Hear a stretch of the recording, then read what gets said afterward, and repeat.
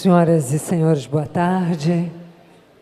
Sejam bem-vindos à continuidade da nossa programação do 6º Congresso Internacional de Contabilidade, Custos e Qualidade do Gasto no Setor Público. Antes de iniciarmos a nossa programação, aproveitamos para informar que as inscrições estão abertas aqui na Secretaria do evento para o 13º Encontro Norte Rio Grandense de Ciências Contábeis, que acontece de 16 a 18 de novembro no Teatro Riachuelo.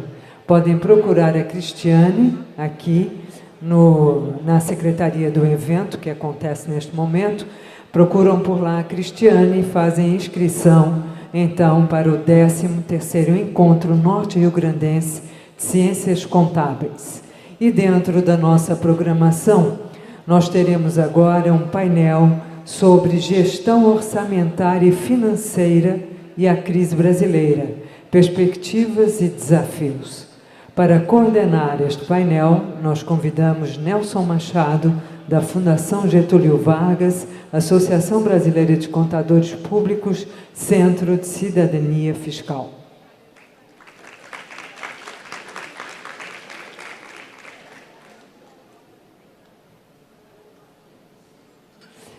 E o nosso painelista, o secretário de Estado de Planejamento do Rio Grande do Norte, Gustavo Nogueira.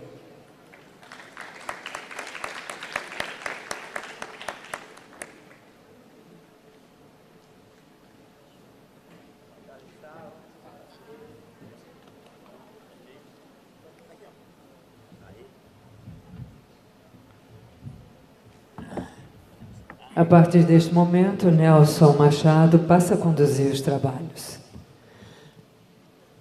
Muito obrigado. Bem, boa tarde a todos e a todas. Me disseram agora há pouco que eu precisava contar uma piada aqui, porque depois do almoço ninguém fica acordado, né? Então eu pensei, mas não vou contar agora, não.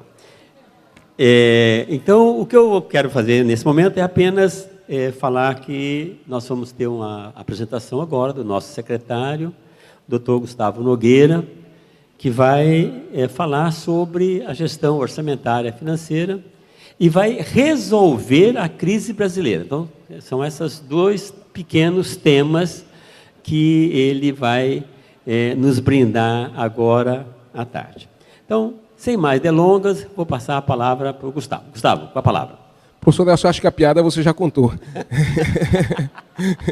É exatamente essa, é impossível. A situação do país é crítica, aguda, um paciente terminal ainda todo entubado e agonizando, dado a história recente de frouxidão fiscal que assistimos e que estamos vendo ainda. Então é preocupante isso e merece uma atenção toda dedicada. Mas, inicialmente, cumprimentar os Tuíris pela promoção, com o apoio de todos esses órgãos que estão aqui, nesse 6º Congresso Internacional de Contabilidade e Qualidade do Gasto, um evento que tem repercussão nacional. Agora mesmo eu tive a oportunidade de conversar com pessoas que eu tinha visto. Marisa ali está ali, me procurou, faz 10 anos que está fora do estado da Paraíba, e é de fora, está aqui, como outros congressistas que certamente são de outros estados, estão prestigiando, e com a qualidade dos palestrantes, a exemplo de você também, que irá participar disso. É um congresso de repercussão significativa e destacada. Daí meus cumprimentos. Aproveito também para cumprimentar todos os que estão de fora, que não deixem de sair do Rio Grande do Norte sem gastar. Gastem, consumam, né? Para que a gente possa arrecadar um pouco mais aqui do Rio Grande do Norte. Se puderem ficar no final de semana, serão muito bem-vindos também nessa terra maravilhosa que saberá acolhê-los muito bem. Eu vou pedir licença para falar em pé, é possível? Tá certo? Para que a gente possa bater um papo. Parece que, pela agenda, eu tenho uns 50 minutos. Eu vou tentar ser um pouco mais rápido. Deixa eu ver onde é que eu me posiciono melhor, que eu estou sem o retorno aqui na frente. Não sei se eu vou conseguir aqui. Vamos lá. Pois, muito bem, o propósito da minha fala é refletir um pouco sobre o contexto de crise econômica, retratando também os principais desafios do Rio Grande do Norte. Não é isso? Frente à capacidade de governar para a geração de valor público.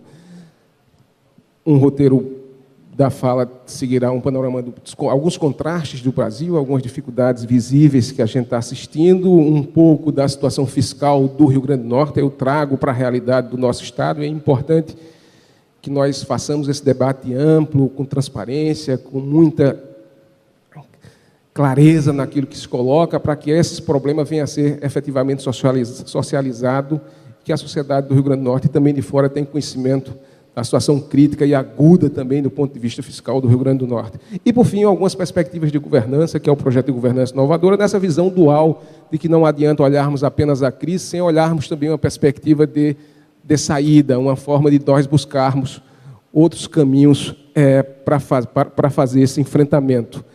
É muito cômodo a gente apenas olhar para a crise sem olhar que novas perspectivas. Então, esse projeto de governança é um projeto que a gente coordena, Nelson, no governo, com a participação ampla de toda a sociedade e de vários técnicos aqui do Estado. Pois, muito bem, alguns contrastes do país, uma deteriorização aguda da economia do país, queda na arrecadação, contingenciamento das receitas do governo federal, dos governos estaduais e municipais, ausência absoluta de recursos públicos para custeio e, sobretudo, para investimento. Já são 14 estados com dificuldades em manter suas folhas de pagamento, já são atraso de fornecedores de forma muito larga em vários estados, inclusive no nosso, e eu estou dizendo isso abertamente, porque faço questão de dizer isso desde o primeiro dia que assumi a Secretaria de Planejamento e Finanças, por recomendação do governador e do governo federal e dos governos e dos municípios também. E para não falar de investimentos, formação bruta de capital fixo, lá embaixo, terceiro ano consecutivo, como a gente vai ver, mínima, sem qualquer investimento, uma política de expansão de consumo que, na minha visão, não foi suficiente para inverter essa curva, para fazer com que o Brasil voltasse a crescer. Pois, muito bem, queda no consumo, gerou queda no consumo, aumento no endividamento das famílias, formação bruta de capital fixo, como eu falei agora, mínima, 11% novamente esse ano, será o terceiro ano consecutivo de queda, e um PIB caindo 2 anos seguidos, só visto na história e na literatura em países em guerra. Países em guerra foram os países que tiveram queda de PIB superior a 13 por 2 anos consecutivos. A realidade e retrato do nosso país está aí visível. Tivemos grandes avanços no campo social, verdade indiscutível, ainda bem que tivemos avanços no campo social, mas no campo fiscal, um desastre absoluto que desconcertou as contas. Eu cravei uma fala que eu disse, não se faz política sem fazer conta. Isso não é possível. Pode ser uma visão absolutamente fiscalista, mas não se faz política sem fazer conta. Tem que ter fonte de financiamento para sustentar a expansão do crescimento das políticas públicas. Concentração de riqueza e desigualdades intrarregionais e regionais ainda bastante visíveis. Há algumas matérias recentes que é um verdadeiro filme de terror, se nós olharmos os grandes jornais, e destaquei apenas essa, que é a queda na arrecadação do Brasil, deixa os estados mais estrangulados ainda. Recentemente vimos o governo federal, de forma bastante generosa, ajudar os estados do Sul e Sudeste e Alagoas, que não é Sul e Sudeste, com o rolamento das dívidas. Não é isso? Isso deu um fôlego muito grande para esses estados que são endividados. Entretanto, Norte, Nordeste e Centro-Oeste continuam agonizando sem ter condições mínimas de fazer funcionar as suas máquinas. Recentemente, semana passada, o governo federal, de forma inusitada, libera o FEX, inclusive antecipando, me ajude, Célia, se eu estiver falando alguma coisa, o pessoal que está aqui do GEFIM, o FEX antecipando 2016, o que possibilita a Mato Grosso do Sul, receitas na casa de 470 milhões de reais, que saneia, pelo menos minimamente, o ano de 2016. Sobra o Norte e Nordeste, né, como os primos pobres dessa suposta federação que não está sendo tratada de forma igualitária e isonômica pelo governo que está aí atualmente. Isso é uma crítica que eu faço abertamente e compro essa briga porque é verdade. E somos cidadãos iguais aos cidadãos do Sul e Sudeste que aqui estão e do Centro-Oeste que agora foram beneficiados e porque não olham de forma destacada por Norte e Nordeste também, quando tivemos, pelas desonerações fiscais que houve, da indústria branca, da indústria automobilística, né, impacto fortemente no IPI e no imposto de renda, que são os instrumentos que compõem o FPE, e tivemos perdas na casa de 1,7 bilhão, me corrija, Vera, 1,7 não, né, Vera? Você fez esse levantamento, Vera? Vera, foi 2 ponto alguma coisa, não foi de imposto de FPE? 2,9 bilhões de reais o Rio Grande do Norte perdeu na história recente pelas desonerações fiscais que houve na história recente. Então, isso não se sustenta. Né? Fazer favor com chapéu alheio é muito bom. E aí reforça-se, né, as desigualdades regionais, concentrando mais ainda Sul e Sudeste, em detrimento dos estados, que são os estados do Norte e Nordeste. Então, de forma rápida, a economia atual encontra-se em uma suave transição. A gente vai ver um pouco mais na frente, atringe fortemente o mercado de trabalho, reduz o poder de compra e por aí vai. Aí esse filme de terror a gente já está assistindo, até porque a gente está vivendo e sendo protagonista desse filme de terror, quando a gente não consegue fazer o mesmo supermercado que fazíamos, quando a gente não consegue levar nossos filhos para sair para restaurantes, para comprar roupas, para ter uma vida minimamente digna. E olha que nós somos de uma classe social mais abastada, melhor favorecida. Imagine os outros que não são. Então o país chegou ali, num local que ninguém imaginava que poderia chegar. Avançando, eu acho que eu mexi em alguma coisa aqui, avançando um pouco. A última publicação da CNI mostra alguns números interessantes do ponto de vista do índice de confiança do empresariado. Esse índice ele cresce, entretanto, as intenções de investimentos não acompanham o índice de confiança. Diz que se passar a linha dos 50% é bom. Então, já há um sinal de que o investidor tem vontade de ampliar seus investimentos no Brasil. Entretanto, essa sinalização ainda não é precisa, ela não ocorre fortemente, que é essa linha verde aqui, está certo? Que ela não está sendo traduzida efetivamente nesse investimento. Se olharmos esse outro dado da atividade industrial, ela oscila, mas ela está absolutamente em queda e que 1/3 encontra-se em ociosidade da nossa indústria. Em um país que não tem uma indústria pujante, ela não cresce, pessoal, tenha certeza disso. Então é muito difícil a situação nossa. Avançando, porque se a gente olha para o varejo, ainda a situação é mais crítica, com o último dado publicado agora, que é o dado de agosto, no varejo restrito, menos 5,5% comparado, e menos 7,7% no varejo ampliado. E pasmem, senhores, se nós olharmos aqui com bens de maior valor, veículos, motos, peças, móveis, eletrodomésticos, as vendas continuam em queda. É quase 30% na venda de automóveis no país nos últimos 2 anos seguidos, não se sustenta. O que se mantém são vendas do varejo na parte de higiene pessoal, farmácia e hipermercados, e isso continua numa curva suave, sem comportamento mais interessante. Eu vou acelerar para poder tentar cumprir meu prazo. Taxa de desemprego, então, assustadora, 11,6% no último trimestre publicado, que foi de julho. Estamos aguardando a publicação mais recente do IPGE, 11,6% essa taxa de desemprego no país. Se a gente ampliar ela, a gente vai ver que o país tem 22,7 milhões de pessoas desempregadas, considerando 4,8% de subocupados, 11,6 milhões de desempregados e com potencial de trabalho 6,2 milhões de pessoas. Isso totaliza 22,7 milhões de pessoas desempregadas no país. Um caos social ao ponto de levar estados como o Rio Grande do Norte, Nelson, a uma condição de quase crise de paz social.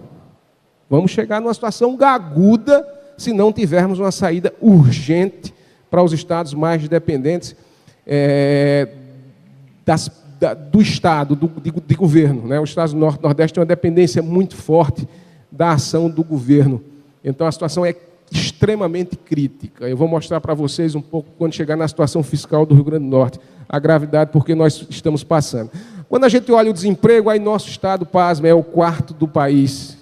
Olha o quão preocupante o Rio Grande do Norte. Eu fui desagregando do Brasil, agora Rio Grande do Norte. Nós estamos na 4ª posição, na última resultado da PNAD contínua, com 13,5%, só atrás de Amapá, Pernambuco, Alagoas, com 13,9%.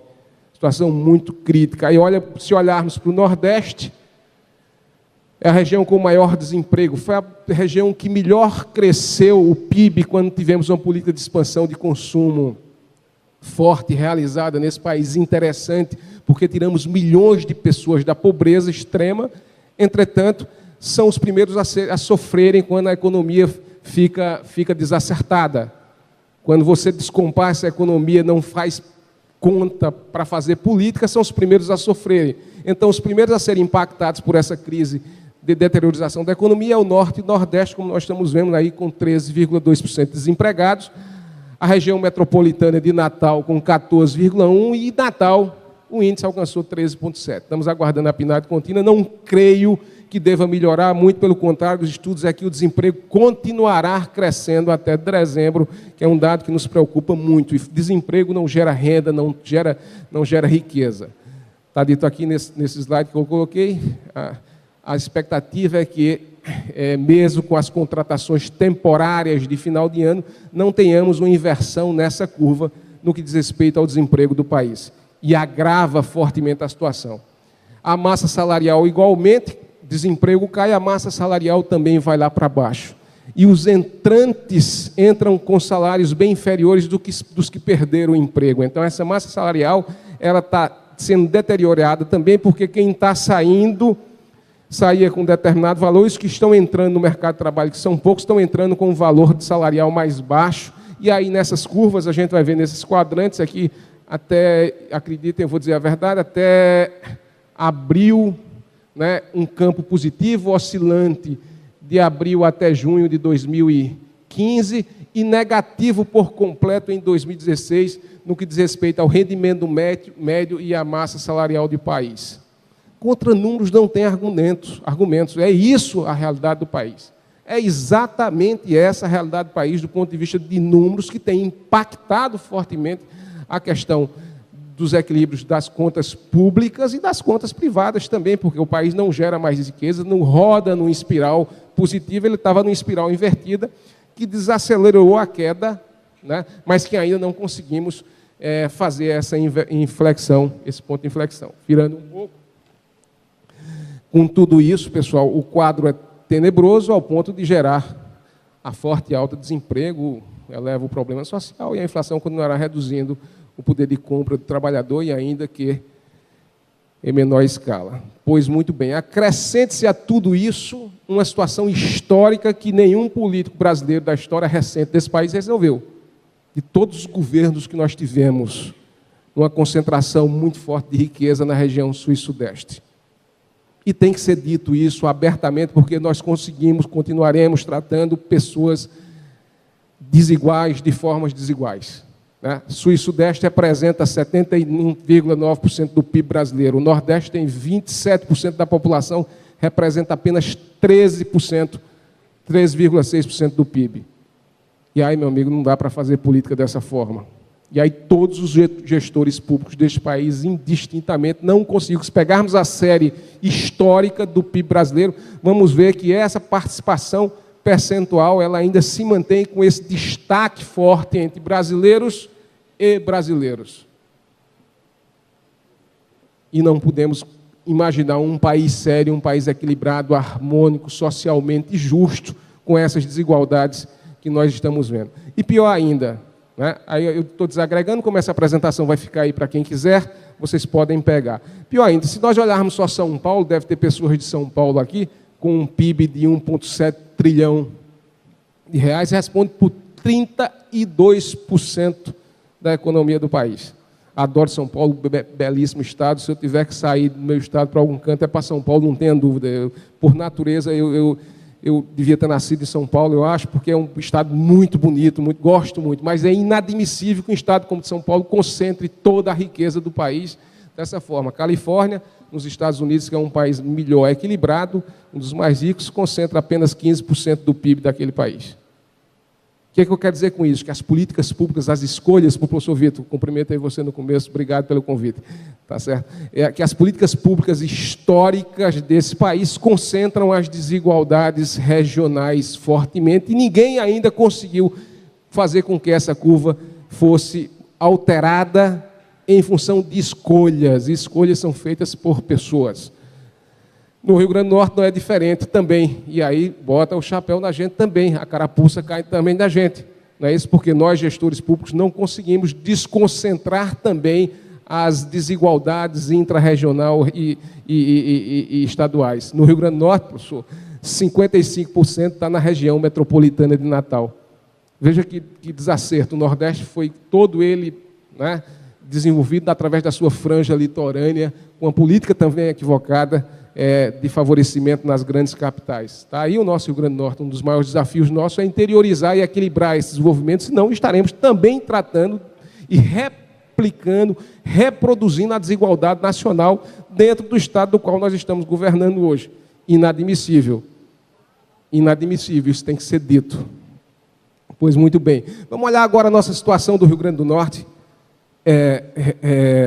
para vocês verem a situação extremamente aguda, porque passam as contas públicas do Rio Grande do Norte. E às vezes diz, mas secretário, você é secretário de Planejamento e Finanças, e coloca isso com muita crueza. E eu disse, não só crueza, com muita clareza até. É importante, o estado do Rio Grande do Norte é um estado terminal, ele estava assim no início de 2005, por uma política fiscal frouxa que foi feita, desacertada, onde crescimentos de despesas cresceram na casa de 22%, enquanto a receita cresceu na casa de 11%. Não fecha. Essa conta não fecha. Sobretudo em folha, que cresceu numa proporção absolutamente superior à proporção da receita, não fecha. Não se faz política sem fazer conta, pessoal. Isso é irresponsabilidade fiscal. O governo precisa dizer, não tem quem pague. Como paga? Nós não temos banco, a gente não emite título, não emite moeda, essa conta não fecha. Isso tem que ser dito com toda a clareza. Eu, particularmente, sou absolutamente favorável a PEC 241, respeito à divergência de todos que estão aqui. Tem que fazer política, faça conta. Tem problema. Saúde e educação continua sendo prioridade para esse país e será prioridade para esse país. Agora eu tenho que tirar daqui. Porque é muito bom para o congressista dizer, não, eu tenho um discurso para a saúde e educação e não diz de onde tira. Se a educação for efetivamente prioridade para esse país, ele vai deixar de colocar dinheiro onde ele colocar nos favorecimentos dele, das regiões, e colocar em saúde e educação, que é onde esse país precisa. Não há nação grande se não tiver investimento em educação. Então, fazer conta, a PEC do gasto, para mim, é absolutamente importante para sinalizar uma solidez fiscal para o Estado. E Rio Grande do Norte, veja a situação crítica séria nossa, né? É a situação extremamente aguda, um comparativo das receitas do Tesouro com o mesmo período de 2015 em queda, arrecadação. Estou comparando a arrecadação com a arrecadação no mesmo período, ou seja, menos 4,4% do ponto de vista real, ou seja, estamos com uma perda de 315 milhões de reais, se compararmos, e aqui os congressistas aqui do Rio Grande do Norte, eu peço absoluta atenção a vocês. Tá certo? Se compararmos o mesmo período até 30 de setembro com o mesmo período até 30 de setembro de 2015, nós estamos com uma perda de 315 milhões de reais nas nossas receitas. Mais que uma folha. Vamos lá, se olharmos as receitas totais do Estado, eu destaquei apenas uns pontos, a principal receita que é o ICMS, estamos com perda as receitas totais 4,4%, se olharmos as receitas próprias, que eu destaquei apenas o ICMS, nós estamos com menos 1,17%, e as transferências da União, pasmem, senhores, destaquei FPE e royalties, 9,47% menor que 2015. 9,47% menor que 2015. Se olharmos o FPE, 8,67%. Se olharmos royalties, e olha o que foi feito aqui no Rio Grande do Norte, Nelson, várias políticas de expansão, de crescimento em cima de royalties. Né? Royalties era a nossa terceira receita, queda de royalties na casa de 36,45%. Não sustenta, não tem como pagar. Né? Não cabe, essa conta não cabe. E aí chegamos a uma situação de absoluta criticidade. Vamos olhar com 2014.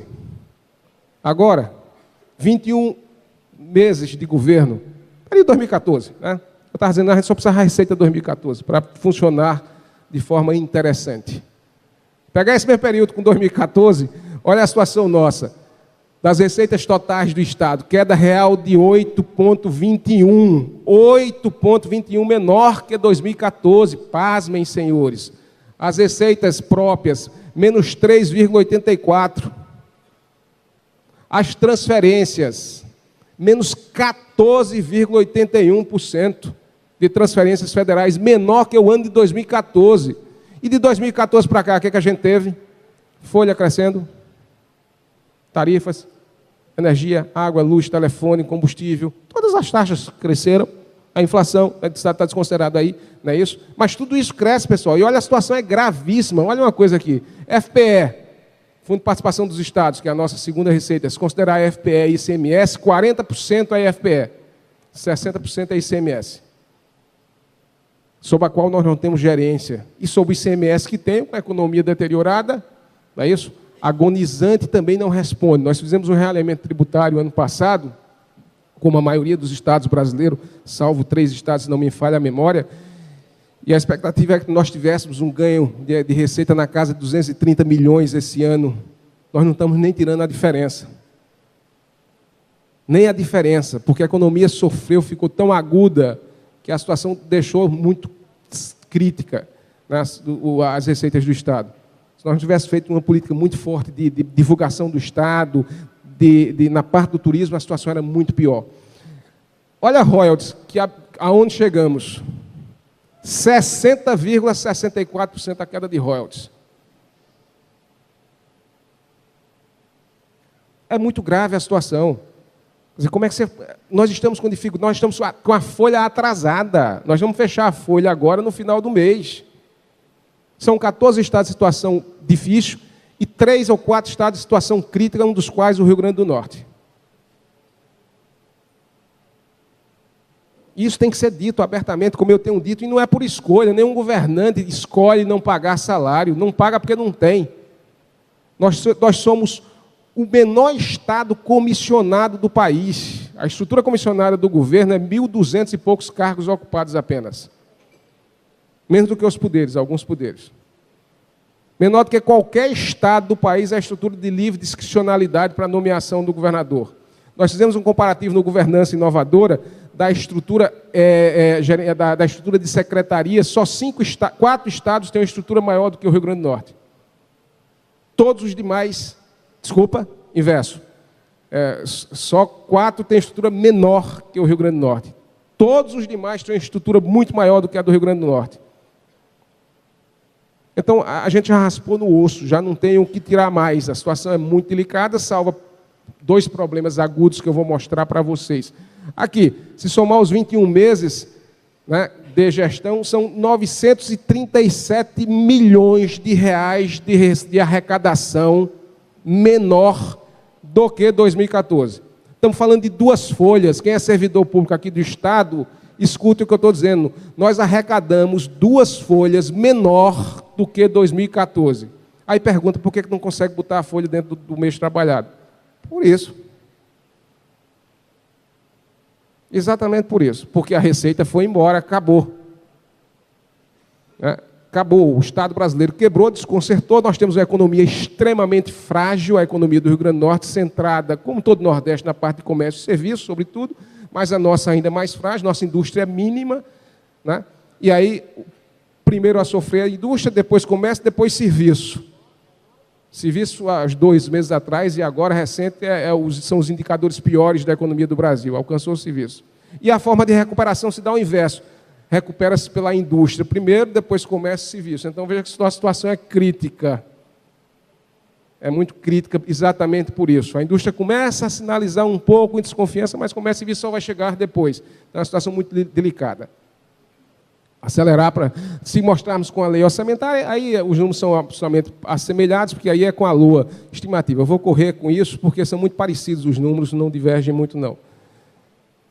Pessoal, vamos olhar a parte de pessoal, o esforço que nós fizemos com a auditoria na Folha, com tudo, a Deloitte contratada, correção nisso, a gente consegue encaixar agora na última publicação do RGF, nossa despesa de pessoal para 48,39, nós estamos acima do limite legal e essa despesa contida, com muito rigor, com muito controle, a gente consegue agora encaixar a despesa de pessoal dentro do limite legal, não é do prudencial não, porque o prudencial é 46 e um quebrado.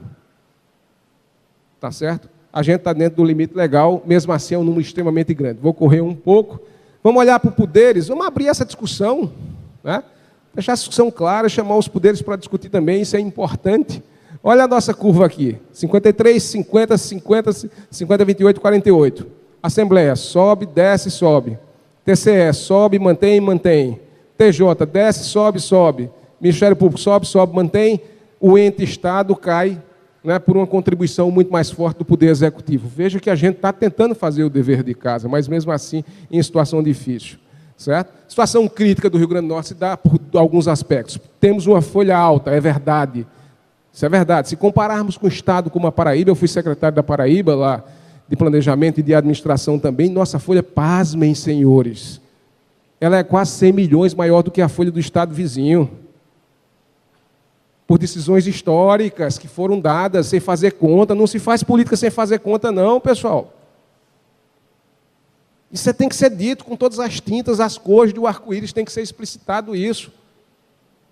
Nós temos a participação dos poderes, vou mostrar aí, extremamente agressiva, elevada na receita ordinária líquida do Tesouro, em que pese extremamente conscientes os poderes atualmente. TJ, Tribunal de Contas, Ministério Público, a Assembleia tem tido um papel determinante nas frustrações de receitas, inclusive repassando do 10º a menor. É bom que se diga e se destaque isso, mas a participação relativa permanece. Mostrar para vocês. E a nossa questão previdenciária? A questão previdenciária nossa é um desastre. Nós temos praticamente um servidor ativo para um servidor inativo, quando os cálculos atuariais recomendam que seriam 4 servidores ativos para um servidor inativo. Verdade? Gastos brutos com aposentados e pensionistas correspondem agora, em 2017, a 37% da receita corrente líquida. O déficit que vamos cobrir na casa de 1,3 bilhões de reais, 1,3 bilhão de reais, desculpa, representa 17% da nossa receita corrente líquida. Veja que situação crítica. Os 22% patronal mais os 11% do servidor não cobre a folha dos inativos e pensionistas. O Estado tem que cobrir com 1,3 bilhão de reais. Para a folha dos inativos e pensionistas, absolutamente correto. Não estou dizendo que não é, não. Estou dizendo apenas que é um valor que sai da fonte Tesouro para cobrir isso. Poderes. Eu fiz um trabalho pelo Conselho de Secretários de Planejamento, atualmente eu presido o Conselho, muito interessante, que mostra a participação relativa dos poderes e órgãos nas receitas ordinárias líquidas do Tesouro. Subtraída Fundeb e transferências aos municípios, chamamos isso de ROLT, tá certo? Retiro as transferências aos municípios e Fundeb, aquelas receitas que efetivamente o governante tem discricionariedade, que pode alocar. Participação do Rio Grande do Norte aqui em 4º lugar relativo do Brasil, no que foi executado em 2015 e no que foi orçado para 2016, ficamos em 3º lugar com 24%. Veja que essa situação é uma situação que pesa bastante. Eu estou falando do ponto de vista relativo, do ponto de vista de política, de discussão enquanto Estado, ainda bem que temos hoje dirigentes de poderes, do Cláudio Thompson, Dr. Rinaldo, Dr. Ezequiel, todos os presidentes de órgãos de poderes hoje absolutamente sensíveis, inclusive rodando bimestralmente, se há frustração de receitas, nós já passamos do 10º a menor, isso está sendo feito por uma sensibilidade de Estado, mas a participação relativa se mantém. É como você ter uma pizza, imagine uma pizza e você dá uma fatia maior, você tem filhos, aquela brincadeira, oh, eu quero não, participar igual, todo mundo. Aí tira um, não, eu parto, aumento uma fatia dessa pizza, eu diminuo dos outros, não é verdade? Então, historicamente, se essa pizza ela vai crescendo, você vai reduzindo as outras fatias. Não é isso? Essa é a participação relativa que eu disse que está lá mantida, está perfeita, está estabelecida. Só uma conclusão dessa parte fiscal, eu estou correndo para ver se consigo terminar, me parece que falta 20 minutos. De cada R$100, pessoal, pasmem, da receita ordinária líquida do Tesouro, apenas 2,9 para o ano que vem está alocado para custeio e investimento. Orçamento 2017. Você bota pessoal, do 10º dos poderes, dívida precatório. Acabou. Estimou receitas, fixou despesas. Não é assim? Quem faz o orçamento, me ajude, que vocês são técnicos da área. Eu sou secretário, eu costumo dizer que eu tenho que ter o conhecimento superficial, quem tem que me mostrar os números são vocês. Estima receitas, fixa despesas. Estimei as receitas, vou lá, coloquei pessoal, do 10º poderes, precatório, dívida, sobrou isso. Vamos mais para baixo um pouquinho, aqui, 1,3 bilhão de cobertura de déficit. Custeio, olha esse número, 480 milhões, representa pouco mais de 7% da RCL. O Poder Executivo fica com 1/4, os demais poderes com 3/4. Executivo, 120 milhões. Demais poderes, 378. São algo em torno de 50 órgãos que têm secretarias e órgãos do governo do Estado da Paraíba. Tem alguma coisa errada. Investimento de 120 milhões, 2% da receita corrente líquida, 80% do executivo, 80 milhões para o executivo, 40 milhões para os demais. Diante desse filme de terror, e aí? Vamos fazer o quê, pessoal? É só crise, é só desastre, mergulhar nesse desacerto, né, de Brasil, de Rio Grande do Norte, enfrentar isso fortemente, mas temos que ter também uma janela de observação, algo que nos permita pensar o Rio Grande do Norte de forma diferente.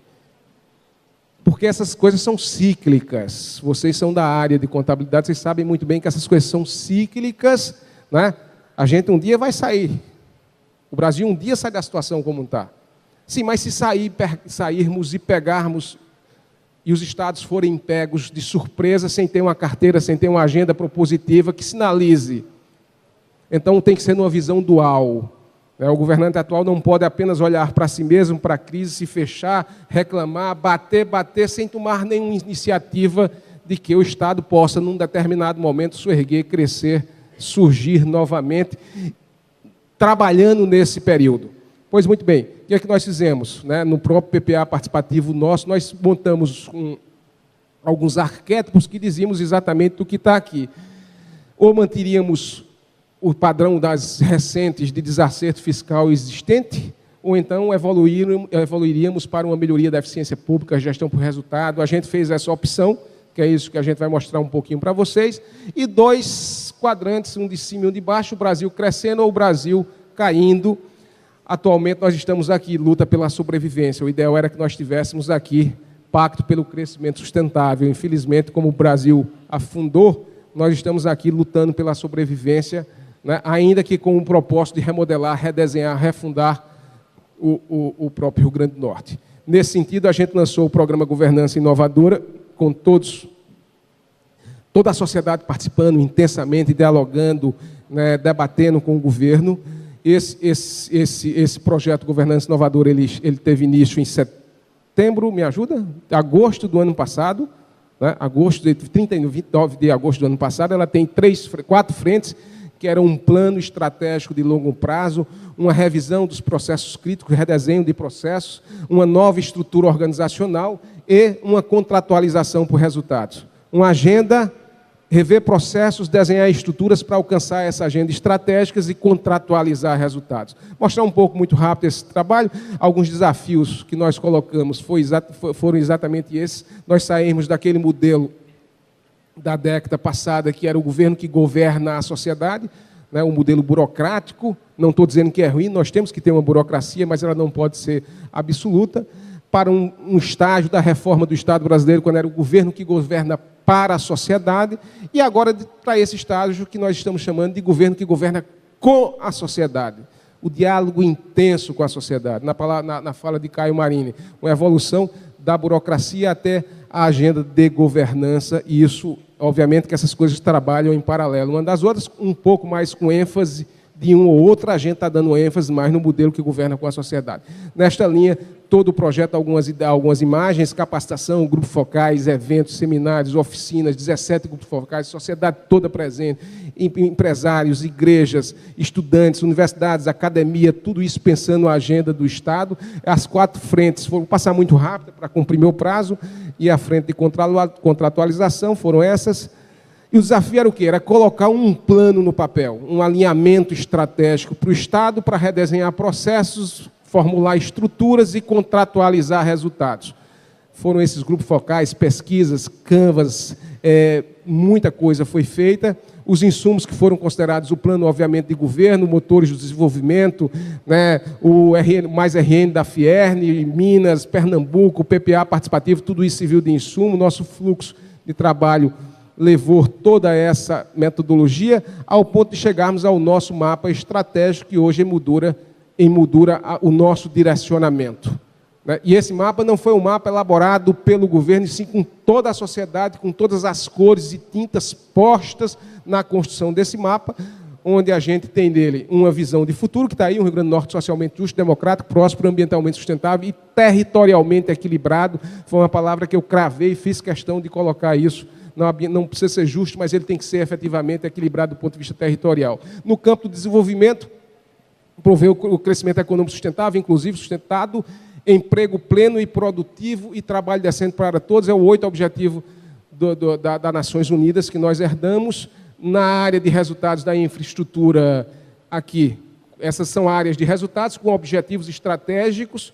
Na área de infraestrutura, novas plataformas de infraestrutura logísticas integradas aos ativos existentes. E na área da rede integrada de serviços, orientada para a percepção do cidadão na sua integralidade, dando a cada um dos temas um tratamento universal. Saúde não é problema de saúde, educação não é problema só de educação, segurança não é problema só de segurança, isso tem que ser temas transversais a todas as secretarias, por fim, lastreados pela governança pública, que nada mais é do que nós termos uma capacidade de governo, de governar com a sociedade de forma transparente, inovadora, participativa, amplamente interativa, com base em tecnologias emergentes, destacando relevância do servidor público, visando geração de valor público para o cidadão. Nós precisamos trabalhar para o cidadão e não para nós mesmos. Nós somos 13 milhões de funcionários públicos nesse país. A sociedade brasileira vai dizer um dia, opa, calma lá, não estou disposto a pagar salário para você não, professor Gustavo. Eu sou funcionário público federal, de universidade. Certo? Se nós continuarmos com essa lógica nossa de administrar o Brasil, governo federal, estados e municípios, achando que a gente administra para nós mesmos, vai chegar a sociedade aí rapidinho através de redes sociais e vai implodir esse país e dizer, opa, eu não quero pagar salário de vocês mais não. Por quê? Porque vocês são uma casta. Por que o servidor público pode receber diferente do cidadão comum? E não presta serviço e nem está nem aí para gerar valor público para a sociedade. Falo porque sou funcionário público federal. Se não fosse, vocês podiam reclamar de mim, mas não pode não, porque eu sou funcionário e tenho autoridade para dizer isso. Sou funcionário público federal e acho que nós estamos devendo para a sociedade gerar valor público. Hora para chegar, hora para sair, toma um cafezinho, vai embora. Quanta gente tem assim? Tem muita gente séria, pessoal, por favor. Muita gente séria também. Eu acho que muito mais até do que aqueles que não querem e não justificam os seus salários. Agora, os que não justificam, nós temos de chamar essas pessoas para dizer que quem paga os salários deles são os cidadãos, os contribuintes que efetivamente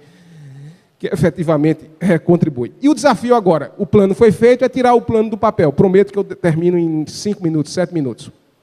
O desafio inicial era colocar o plano do papel. Muito bonito, escrever, formular, construir com a sociedade, é muito bonito. Fechamos o nosso mapa estratégico. O desafio agora, como é que a gente tira o plano do papel? Esse foi o desafio, né? A gente correu atrás e para cada... Aí criamos a contratualização de resultados, né? Iniciamos todo o processo de contratualização. Lá o nosso mapa está aqui. Para cada objetivo estratégico em cada área de resultados, nós construímos uma cesta de indicadores, metas, projetos de melhorias. Isso está extremamente denso, elaborado, discutido, com mais de 100 servidores públicos trabalhando, um grupo técnico. Essas metas e indicadores são endereçadas para as secretarias e órgãos e assinados os contratos de gestão. Há um endereçamento, esses contratos de gestão são assinados, estão aqui, e monitorados numa sala de situação que eu vou mostrar um pouquinho dela para vocês aqui bem rápido. Tá certo? Nós já fizemos, está aqui o nosso contrato de gestão, nós já fizemos de forma piloto 3 contratos de gestão, com projetos estratégicos, iniciativas estratégicas, agenda de melhorias. Assinamos com CETU, SIM e CEPLAN. Eu não podia deixar de assinar comigo mesmo que eu digo o governador com a CEPLAN, porque eu estava conduzindo o processo, e iriam dizer, mas secretário, por que você não assina com a CEPLAN? Então o piloto foi com a CEPLAN, foi bem interessante, certo? E agora teremos mais 15 contratos a serem assinados até 30/10, mais 15 até dezembro e até março de 2017, todos os órgãos do Estado com contratos de gestão assinados, endereçados com agenda de melhoria, alinhados ao mapa estratégico que foi discutido com a sociedade.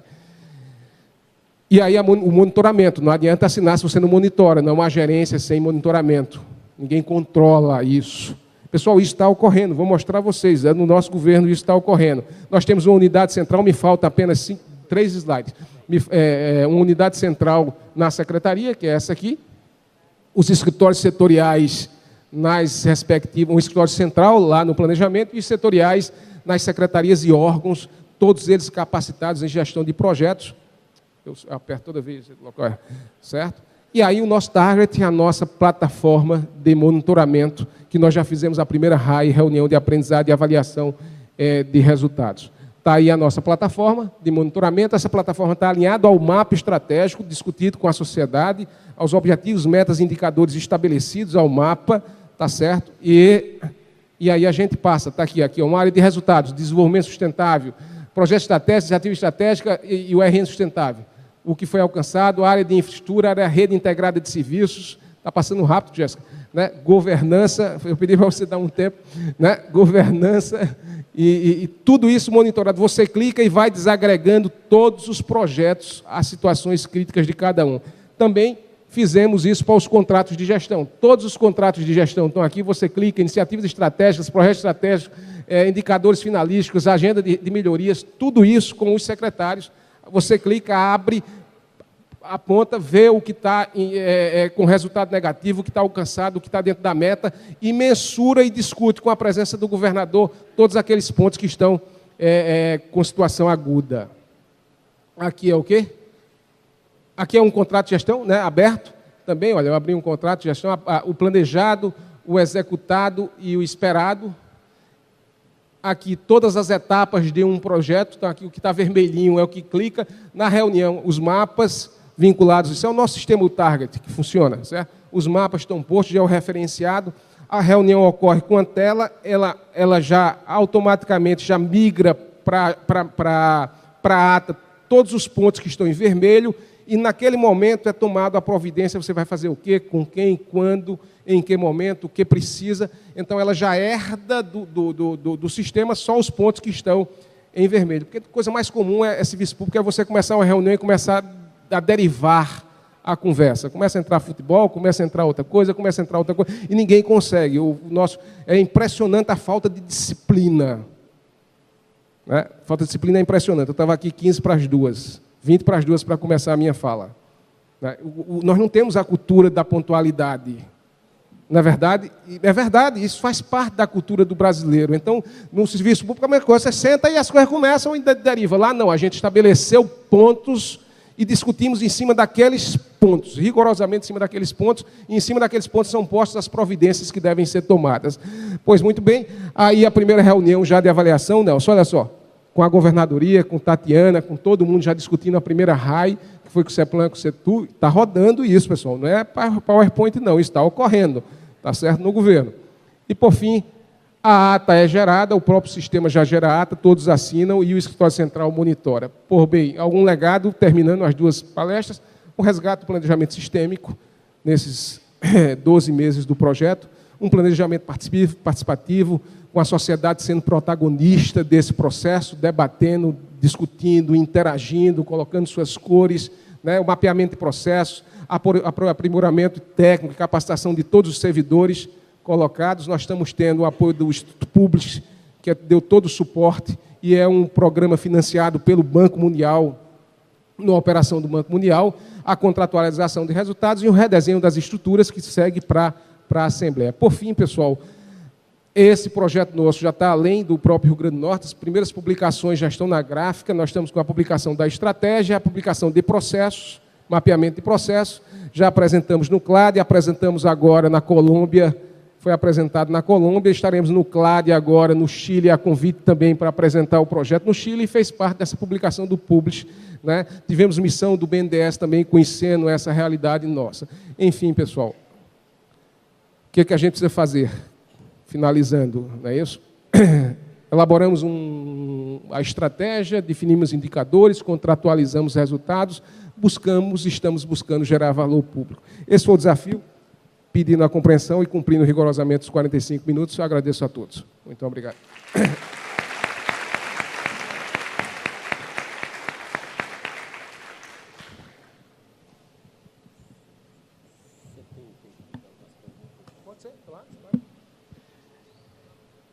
Muito obrigado, Gustavo. Bem, apesar do adiantado da hora, eu acho que seria muito importante se a gente pudesse ainda contar com o doutor Gustavo mais uns minutinhos aqui, e eu queria abrir para a plenária, se tem alguma pergunta, 1 ou 2 perguntas, no máximo, para a gente aproveitar a palestra tão interessante, tão empolgante que o Gustavo acabou de fazer. Não vale perguntar negócio de salário, hein? Pode perguntar. Pode perguntar?